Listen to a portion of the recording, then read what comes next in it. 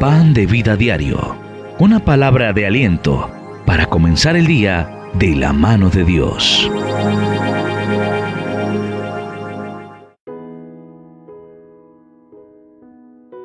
La palabra de Dios nos dice en Zacarías capítulo 1, versículo 1 al 6.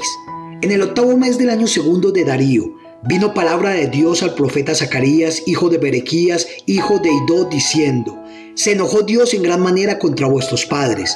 Diles pues: así ha dicho Dios de los ejércitos, volveos a mí, dice Dios de los ejércitos, y yo me volveré a vosotros, ha dicho Dios de los ejércitos.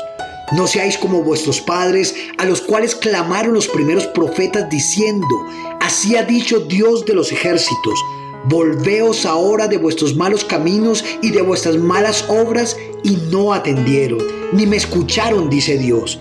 Vuestros padres, ¿dónde están? ¿Y los profetas han de vivir para siempre? Pero mis palabras y mis ordenanzas que mandé a mis siervos los profetas, ¿no alcanzaron a vuestros padres? Por eso volvieron ellos y dijeron: como Dios de los ejércitos pensó tratarnos conforme a nuestros caminos y conforme a nuestras obras, así lo hizo con nosotros. El profeta Zacarías comienza su exhortación a través de un llamado a la reflexión. Y les dice: Dios se enojó en gran manera contra sus padres. El pueblo de Israel, a quien se dirigía el profeta, aún tenían en su memoria las escenas del cautiverio. Y eso era como consecuencia del pecado de sus padres. Ellos habían pecado en contra de Dios, quien les había demandado obediencia y santidad, pero ellos se volvieron a dioses ajenos, por lo cual sufrieron el castigo del pecado.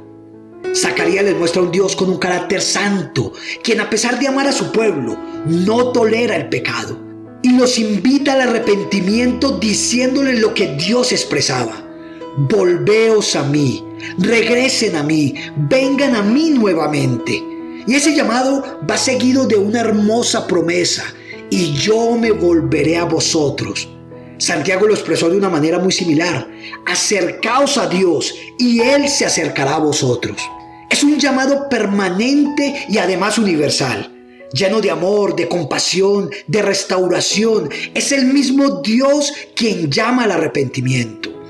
El hombre se ha apartado de Dios, lo ha sacado de su vida, se ha vuelto insensible, despiadado, ha perdido todo sentimiento y lo peor, se cree autosuficiente. Pero la voluntad de Dios es que el hombre dependa de Él, que viva en comunión con Él. Y por eso lo creó a su imagen y lo creó a su semejanza. Lo capacitó para mantener una permanente comunicación con Él. Pero el hombre escogió vivir por fuera de su comunión. El profeta le recuerda la brevedad de la vida frente a la permanencia de los juicios de Dios.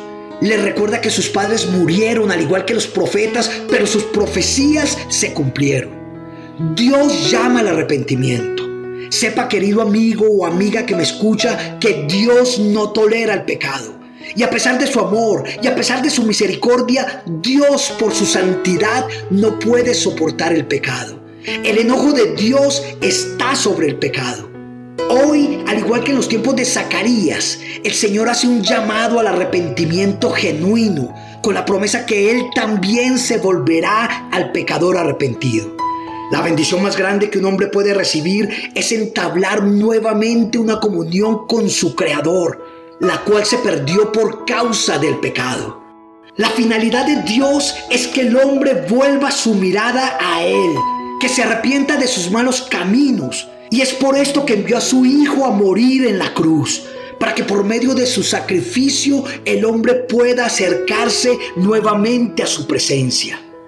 Reconoce tu pecado, recibe a Cristo como tu Salvador, vuelve tu mirada al Creador y Él se acercará a ti y te abrazará y te perdonará y te llevará por caminos de vida eterna.